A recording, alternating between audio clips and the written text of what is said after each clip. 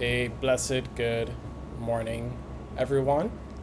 It is a privilege for us to be here. Unfortunately, not under A better blessed. circumstances, but still, as a council, we see it as important to speak on certain issues. And so, we have our president, Caleb Brathwaite, here, and our floor member, Nathaniel Lane. My name is John Delaney, Director of Communications. And today we'll be addressing some important issues. One will be the state of violence, especially among youth in our nation.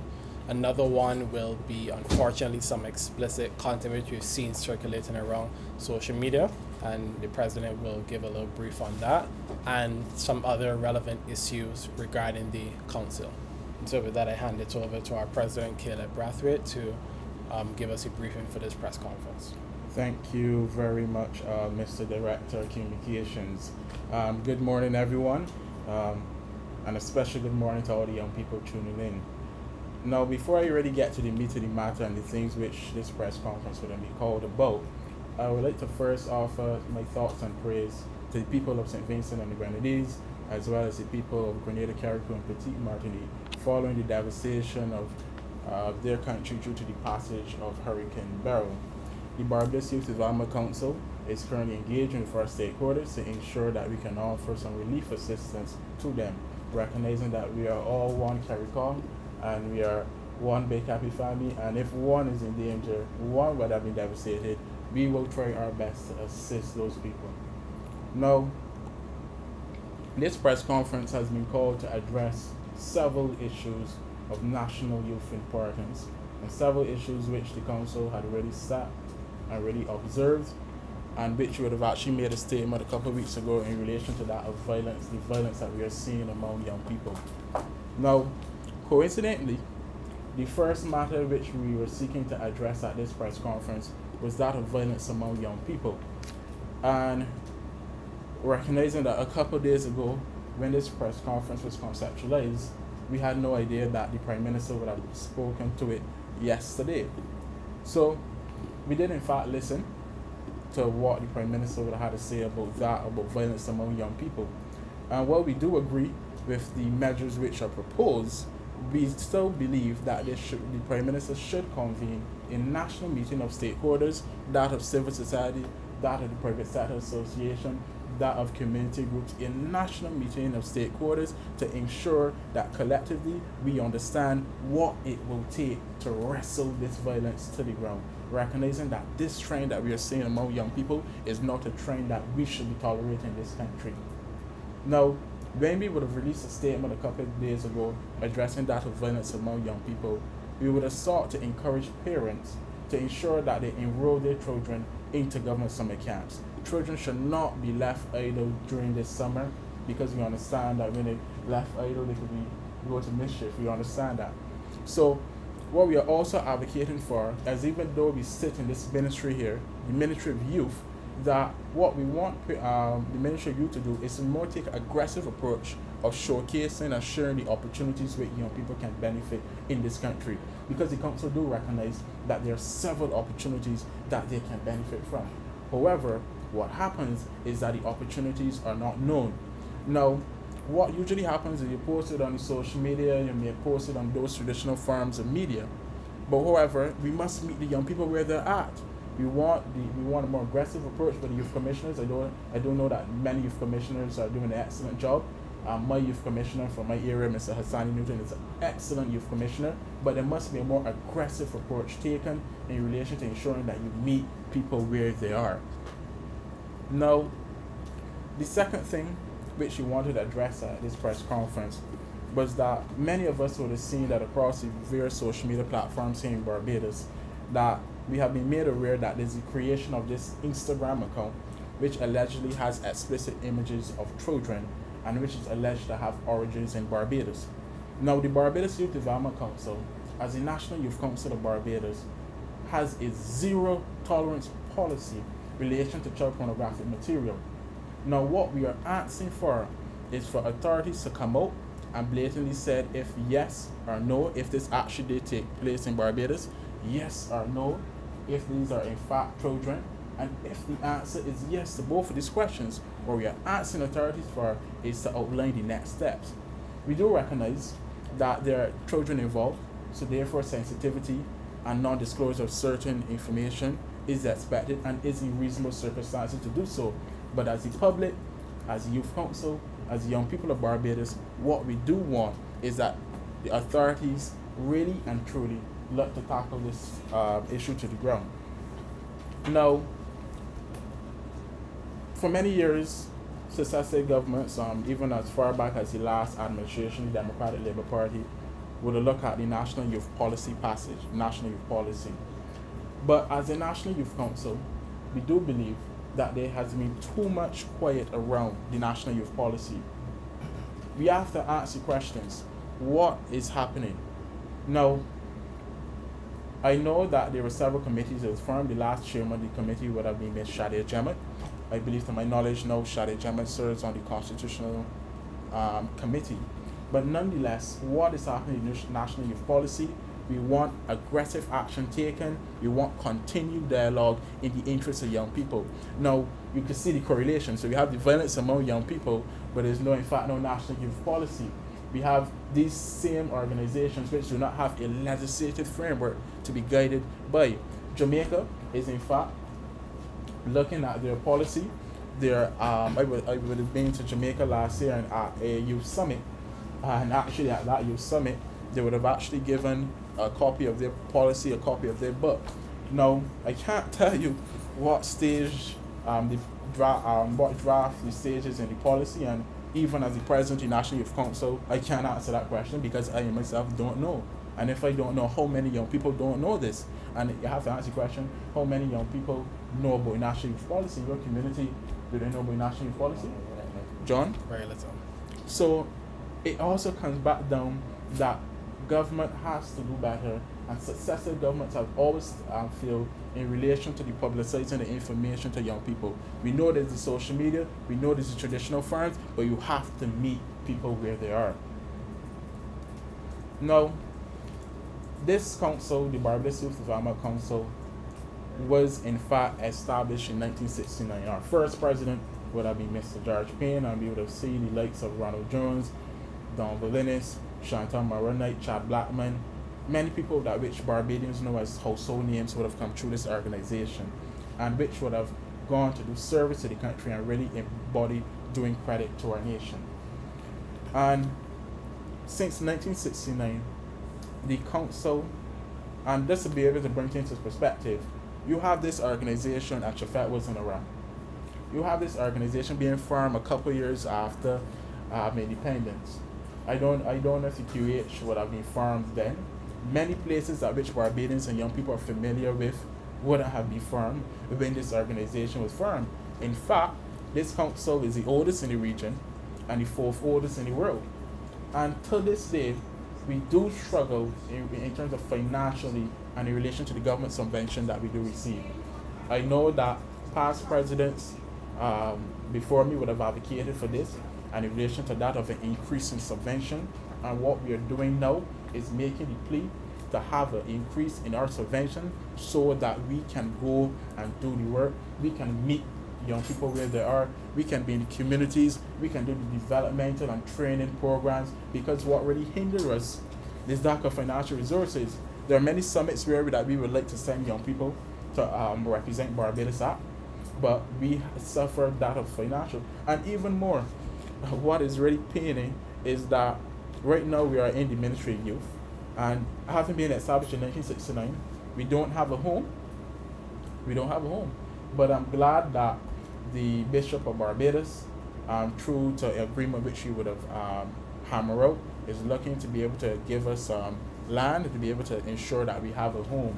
So even though successive governments has failed in relation to that of prioritizing youth development and uplifting this council, which even in terms of the division of youth affairs, we are older than the division of youth affairs. What this council is not sitting back, we are going up there and we're looking to ensure that we can get what is necessary to benefit young people. Now, another thing which is really truly paining us is that of the lack of a permanent and recognized seat on the National Social Partnership. Now, as I will say again, this council is older than the National Social Partnership. And what we are calling for is a permanent and recognized seat on the National Social Partnership. Gone are the days that we just wait for invite. You know, sometimes when you ain't get invited to the meeting, it's probably gonna bring your own chair, you drag your chair. No. We want a permanent and recognized seat on the social partnership so that collectively, as young people, collectively as the organization representing that of youth interest, that we can be able to advocate in this part of settings. I do have to acknowledge that government from time to time allow us to do serve on committees. I recently served on a committee which is responsible for charting the way forward as a republic. But there's other avenues which young people should have representation on. Now, I've often said in the media that of the corporate social responsibility crisis we have in Barbados, recognizing that too many companies in corporate Barbados do not support youth development. They do not give generously. And the reality is that government has put an opportunity to give to charities through the Income Tax Act to allow for charitable donations to give. However, what we are seeing is even despite that, companies like them more prefer to give in a tax than to give young people to support their developmental work. But since I have been advocating and I hammer out this issue from time to time, I am seeing a downward trend. Our 55th anniversary is coming up August 11th to 17th, and we have been pledged by various corporate entities to support us. And I really like to thank Corporate Barbados for answering the call to support youth development. So, when we really look at the state of youth affairs in this country, a lot is being done, and I have to give kudos to the Division of Youth Affairs. Sometimes when they do events, they're subscribed, and I do attend, and people can attest. But there's also room to do more, to support young people. And in the time where violence is prevalent among young people, we are asking for more to be done. We have to be more resources, an aggressive approach taken, and that is why us as the National Youth Council will not rest until what we have been advocating for can come to fruition. Thank you.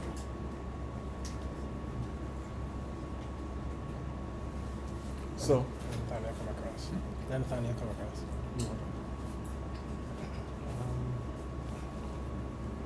All right, good morning, everyone. Come across.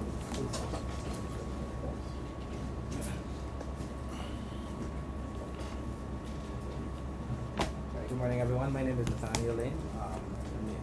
One of the floor members of the Barbados Youth Development Council. I don't have anything to add significantly from what our president would have mentioned, but it would just be the fact that generally, young people are the future of the country, and young people, we know the issues which affect us. And many people may question, well, what's the reason for having a National Youth Council when you have a Ministry of Youth, when you have programs which are designed to, address the issues of young people in the country? But the specific call of the Barbados Youth Development Council is the fact that we are youth leaders within the country.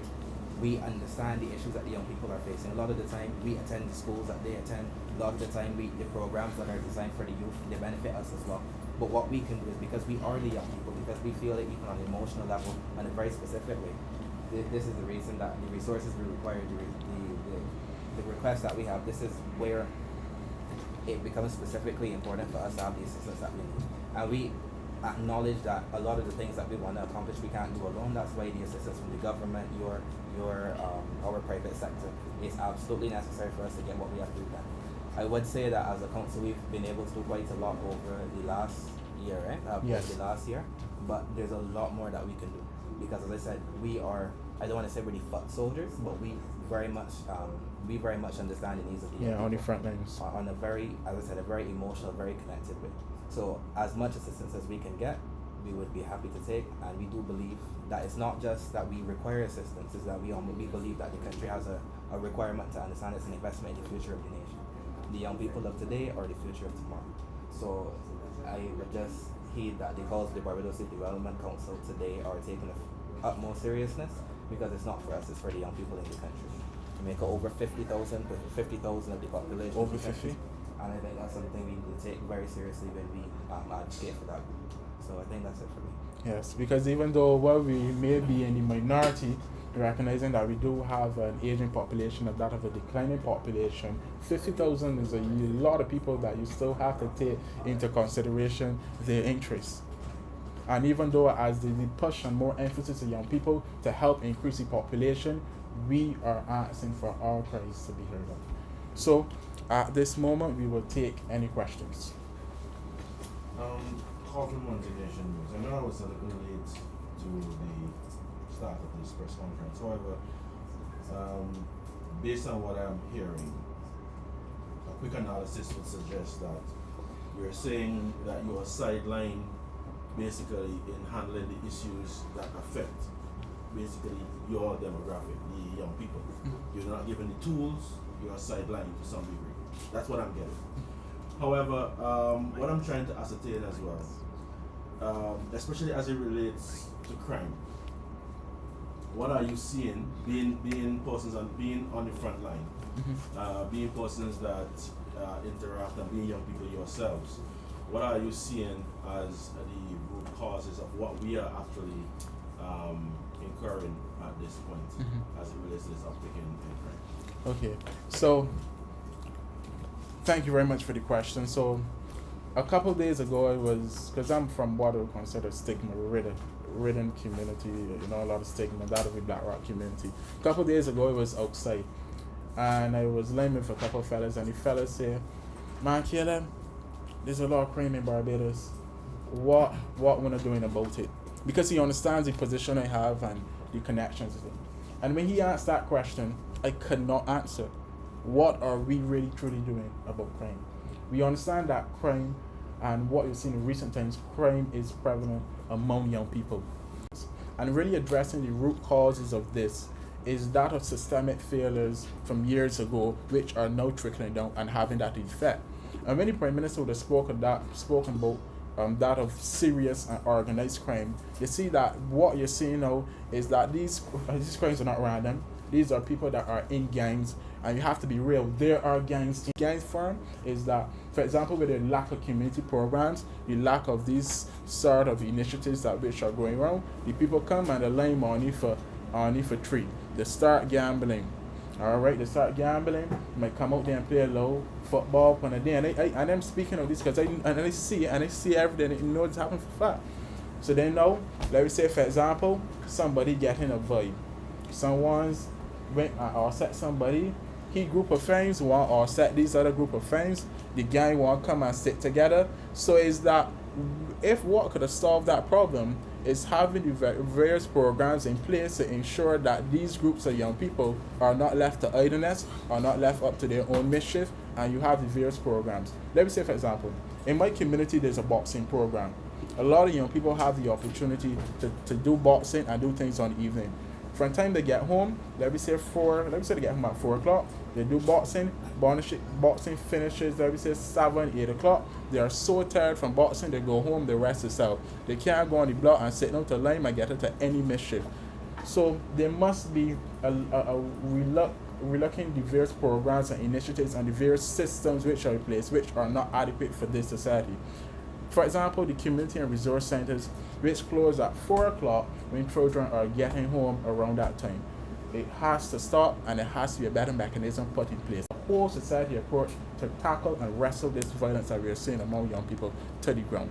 We do recognize that it's not an overnight fix, and some of these measures may probably take a couple months to implement. But however, what really needs to happen is that we implement these short-term fixes, accompanied by that of the long-term fixes, and we will see the goal, that of wrestling violence among young people.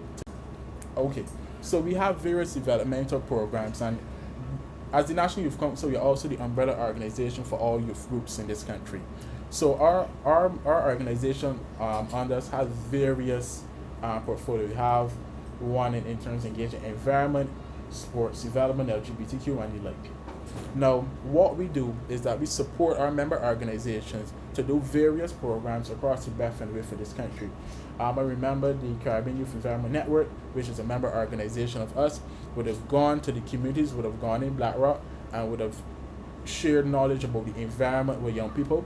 And come note to that, many young people were interested in terms of environmental programs. The Battlefield Youth Council do various sports and community-based programs host the football, and the young people are really loving the football.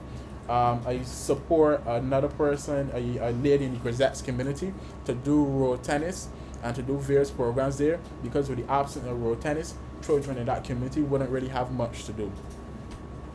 But you are aware as well that as Mhm. much as you put all these programs into place, Mhm. there's still the anomaly who would say, I'm interested in no program, I just like on the block and Correct. doing whatever the men doing. Correct. And it comes down to that point of the parenting system and how in today's society we do have a lot of children parenting children, and the morals and ideas which should have passed down, that village mindset where you gotta do this at X time, you gotta go to church, you gotta do this, that is lost. Those values are lost. So that we need to get back to that traditional Barbados, that village mindset. Even if, for example, when you're doing foolishness on the road, somebody older could come and tell you, man, we'll stop that foolishness. Not no, because they're going for the mother. So that the various values and traditions which would have been the bedrock of Barbados and which would have allowed us to be peaceful for many years are being lost, and we have to put a stop to that and go back to those set traditional values. And along with that too as well, I hear what you're saying, but to me, Mm-hmm. it comes down more to the role models. Yes. I mean, everybody wants, I don't even know who the young people is listening to, to be very honest with you. But I think it comes down more to the role models and those who shape things in a positive light for the young people more. Mhm. I am not saying that as older people we didn't do our thing back then. Yeah, but this thing has social media. Exactly my point. And at the same time, like you say, if I was doing nonsense on the road, I remember when I was at school, I couldn't walk the road eating in my school Oh yes, I uniform. remember that. We had that too. And if I did something, by the time I got home, my mother knew what I do at Mhm. school and would call me over the coals. One of those days, yes. But I just thinking, they say music has an influence on children or this, Mhm. like I said, I don't know who all this listen to, but I still listen to my old school. That's all and what's not. I old, yes, I old. But at the same time, I just think that you need to have more positive role models for the young people as well and get away from the Yes. 66 men and Sis choppers and the legs. those people. I just wanna go ahead. What I would say is that when we're addressing the issue of violence, I think that it's a very complicated issue in that yes, we could talk about the need for the program so that the devil doesn't have the work for idle hands. But realistically, when we're talking about anything criminological, if we're talking about anything in terms of delinquency, we have to acknowledge the fact that these things, a lot of the times, they can stem from the family, they can stem from poor intervention in the school.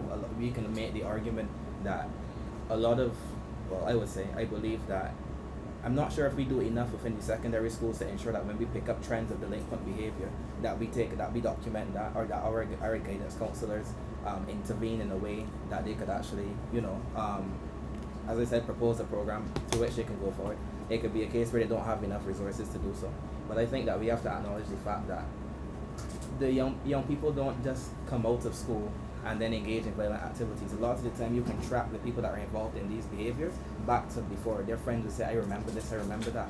It actually is not, it's very rare that you would find a young person in the country which has access to a job opportunity who is actually doing well. You're not going to find them involved in crime and violence. You're going to find people who a lot of the time they may not feel like they have any way to ascend within the society. You're going to find people, like you said, that don't have the positive role models.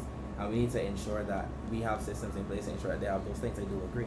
And I think it comes back down to ensuring that the young people have the resources, or that they understand that, the behaviors. There's a lot of disincentives if your life within your country is oriented well. There's certain things you're not going to engage yourself in. And what I'm trying to get from that, what I'm trying to elaborate on there is we need to ensure that, again, if you have a social program, it's not just you have a social program, you graduate. Social program, you graduate, perhaps there's the positive role models. I would say that's important. That is important. I'm not sure how we would Yeah, even the youth council. We have various youth leaders within the youth councils who could be partners to various young people. We could have a special commitment to young people within the communities, almost like a quasi mentorship program. So the things that we can do there as well. But you do realize that a lot of the young people nowadays, and it's sad to say, I mean, I old, but I still consider myself young. But a lot of young people now, they're becoming educated and they're leaving the country. So Right. then where does that leave the rest of them who are left behind? Yeah, I think one second as well. I think that we need to do, again, I would have to call on the relevant authorities, but we have to understand that. You said the question is how can we tackle that certain people are leaving the country? Yeah, we have to understand. Not certain people, the young people. The young people, right? We have to understand that. Again, maybe it's a consequence of the technology as well. You can see the opportunities out there, and we have to do something to capture the young people within the country to ensure that there's no incentive for them to go. Again, it doesn't always have to be monetary. Maybe it could be some kind of recognition. Maybe it could be something along those lines. But I think that what we could also do is we could find a way to instill the values of promoting national development. A lot of the times you don't stay within the country just to have some monetary acquisition. You can stay within the country because you want to see it do well. You want to ensure that other young people have opportunities. You want to make sure you see your country, as I said, your country does well. One of the things that we would call for is an ethos of national development. It has to be a case where we young people, we care about our fellow young people. I'm not sure if we're interested in that, but even we could develop, as I said, programs to ensure that we understand it's about development for us, not development for ourselves. I do think that without that, yeah, we would keep seeing the surge of young people leaving the country. Yeah. I have a slightly heavier question I want to ask on the mitigation measures put forward thus far. One by the Prime Minister, just yesterday, as she spoke of the revocation of the amendment to the Act, and basically taking a heavy-handed law and order approach. And then you also have the National Peace Program. I want to get your I want to get your I'm sorry. I want to get your perspectives on those mitigation measures, and if you think they're going to they go far enough, and if they're going to bear fruit, and what all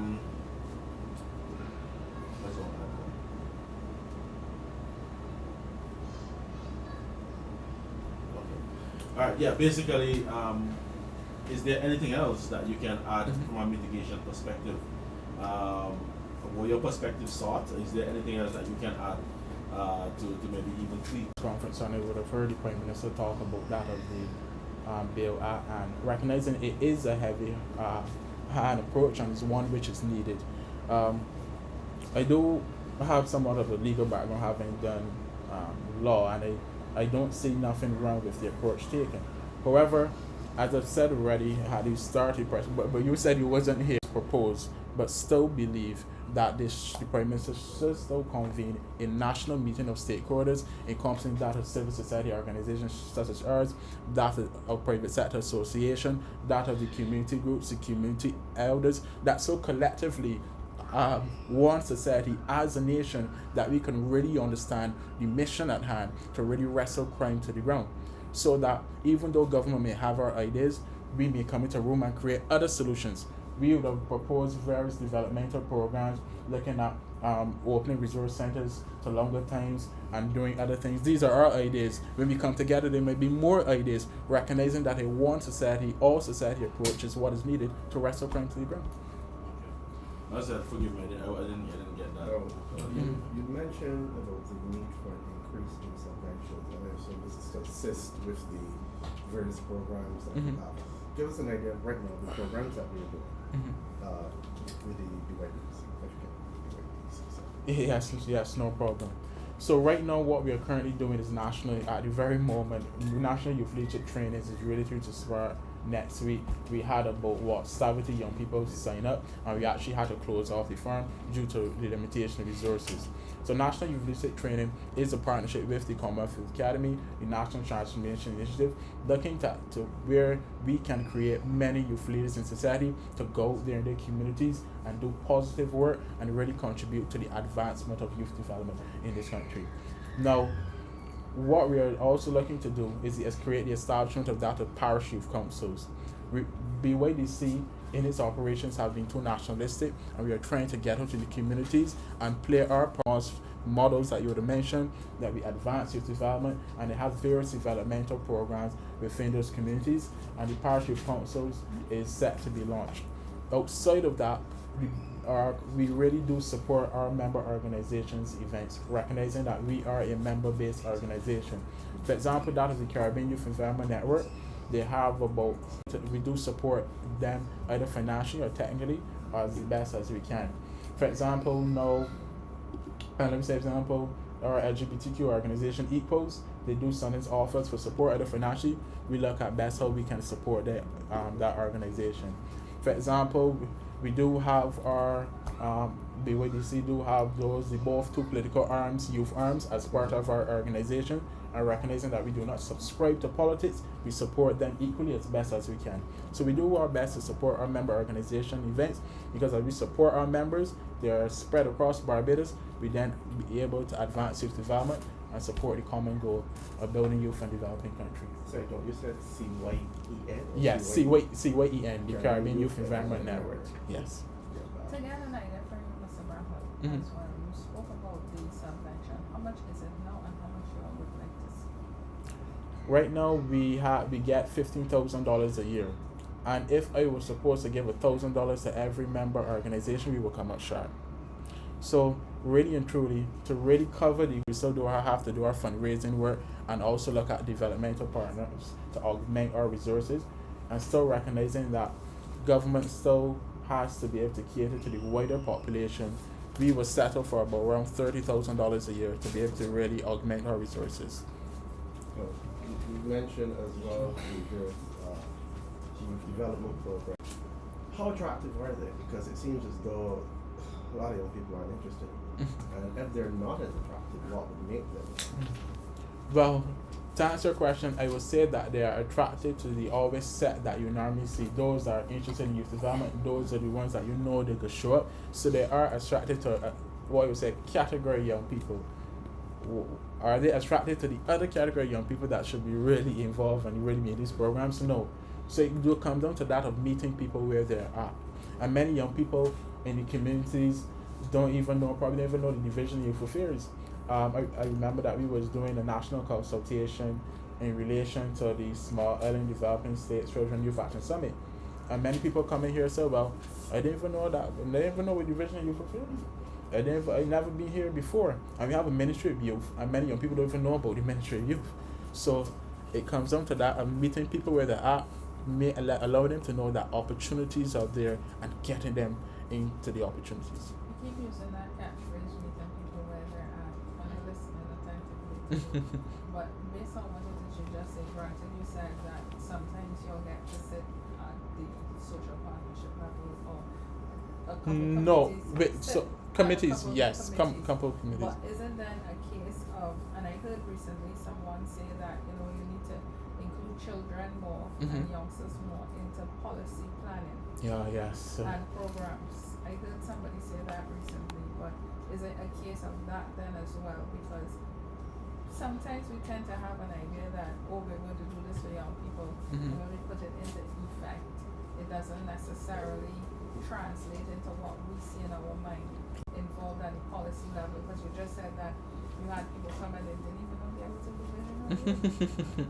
So in order to meet them where they're at, as you keep saying, is it then that you all think as well you need to have more young people at the policy level and the planning level to have more input? But this is not what we see on the ground. Yes, in full agreement. And that is why when we advocated this morning for recognizing permanency to national social partnership, that's what we are talking about. There must be youth representation in every single thing government do. So in relation to the policies that will ultimately affect us as young people, because people may have an idea, just as you said, they may have an idea how to do things. Even as an executive, we may have an idea to do things, but you still have to take into consideration what the policies, who they will affect, and allow them to have input. So, for example, it comes down to the main question to that of youth, let me say youth parliament. And we do believe that youth parliament can really play a greater role in society in influencing government policy and in more restructuring to influence, so that, let me say, for example, parliament may be debating a particular bill. And let me say this bill might have a large youth focus. It could go before youth parliament, have youth parliamentarians debate it, and to ensure that it fully encompasses the views of young people and could move up on the line to the Senate. And The current approach now is that we do as we say, not as you, not as you. Do as I say, not as I do. That seems to be what, for me, is part of what is happening in terms of shaping policy in Barbados. So you have the ones in place, they're determining this is what is good for you. So hopefully after this press conference, the mindset has changed, and that the powers that be really listen to what we would have talked about, and to really and truly take youth representation and youth inclusion in national decisions and policy seriously. And if not, we will come again, we will continue to come again, we will continue to advocate, we will get and seek to get the whole youth population on our side until what we are seeing change, recognizing that successive governments since 1969 have not done right by youth development, and we are urging now to stop it in its tracks. So do you think that advocating is enough? Because if you keep advocating and you're Just spinning stop. top and mud and nothing happening, and I'm sure you know what the definition of insanity is, then what else can be done?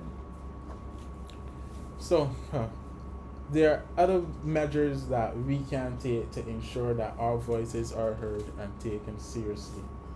Now, I can assure you that if 50,000 young people were advocating and speaking up about the same issue, that government would bend to 50,000 young people. And even in terms, I believe it was Clement Payne that said, agitate, advocate, but don't violate. And look at where we are today.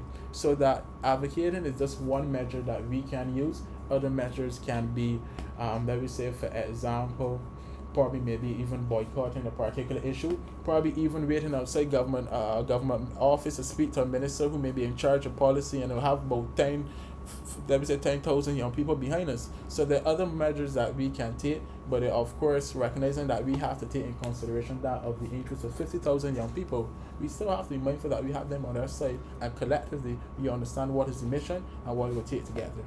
But going back to what you said about the constant advocacy, constantly advocating, at some point in time your constituents will become tired of constant agitation. Yes. Not agitation, but constant advancement, or like agitating for this, asking, and all this thing. How do you get decision makers to actually listen? Because it seems to be that is the problem. They're not listening. I know you have an uphill task, but how do you the best thing you can do with that? So we will probably bring it home. So as I've said already, we have been homeless since 1969, really and truly. We coined it homelessness. And this executive only came to office on September 3rd, 2023, and we were gracious enough for the ministry to, after constant advocating, as we would have said, to finally give us a space to call our own. It's not, it is a space to call our own. I will leave it as that. But nonetheless, I would not, I get your question. I know they will grow weary and they will grow tired. And what young people do is require action. That's what we're basically saying. What action will be taken to get what we are saying achieved? And that could be done. So let me say, for example, it may, as I said, right, it could be boycotting, it could be strikes, Let me say, for example, through the partnership with the National Student Council, may we collectively come to agreement, may say to the members, okay, look, we ain't doing this at school. We ain't doing XYZ until our interests are met as young people. It could be, for example, that we are protesting in the streets in front government offices, and all of those measures will be taken once reasonable and appropriate to do so, given the level and severity of the issue which you are seeking to advocate. Any final question? Okay. And with that, we thank again the members of the media. We would have spoken about corporate social responsibility, and we're happy that again you showed that something, that love for youth development. You decided to come and show up for us, and we appreciate the questions, and I'm sure all the youth of Barbados appreciate the question and the interest that you have. We thank also those viewers that we have online for joining us, and note that while this may be one of our first press conferences since coming into the role as an executive, it would not be our last, probably would not even be our last for the year. As our president would have said, we have our 55th anniversary coming up, and surely you can expect to hear from us, and you can be encouraged to subscribe to the YouTube channel and follow us on all our social, where you will continue to see that action. And so again, we thank you all for joining us. Hope you have a wonderful and safe day and rest of your weekend, and we'll see you again very soon. Thank you. Thank you. Thank you very much, everyone, for coming out.